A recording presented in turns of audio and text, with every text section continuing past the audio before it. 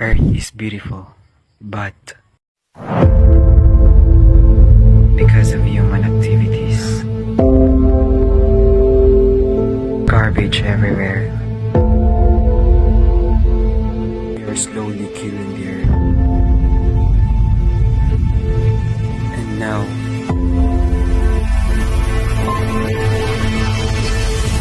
we are the one who are suffering. Mabilis na kumakalat sa buong mundo ang isang lalong tumitinding issue. Ang ating mundo ay hindi umuunlad dahil lamang sa paglipas ng panahon. Mabilis ang pagbabago dahil sa sarili nating mga aksyon. Madalas nating nakikita ang ating sarili na pumikit sa ating mga kapaligiran na nagpapanatili sa atin.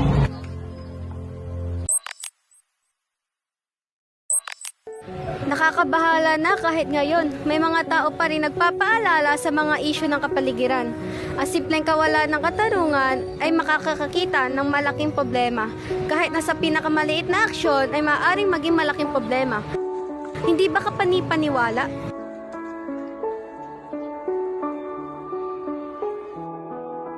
Ang ilang mga tao ay tila walang pakialam sa kanilang paligid. Patuloy na gumagawa ng kawalang katarungan na para bang hindi nila alam ang kanilang kainatnan.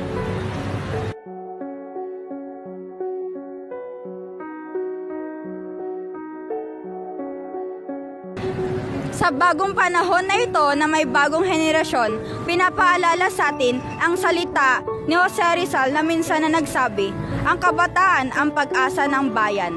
Responsibilidad ng mga kabataan na magbahagi ng idea at aksyon na magdudulot ng malaking pagbabago sa ating bansa.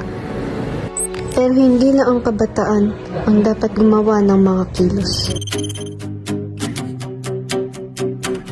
It's important that each one of us take actions that contribute to the betterment of our environment, benefiting both our surroundings and our lives. Let's take steps to ensure the well-being of our environment.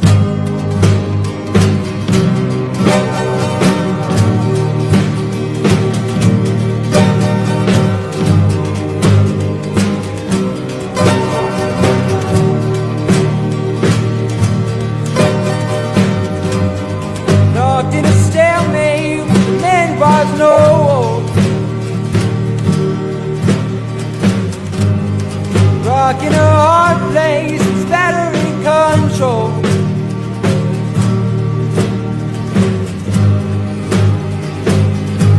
What am I waiting for? Seaplanes are beneath. Ang kapangyarihan ng pagbabago ay nasa ating mga kamay. Hayaan nating dumaloy ang katarungan at kapayapaan.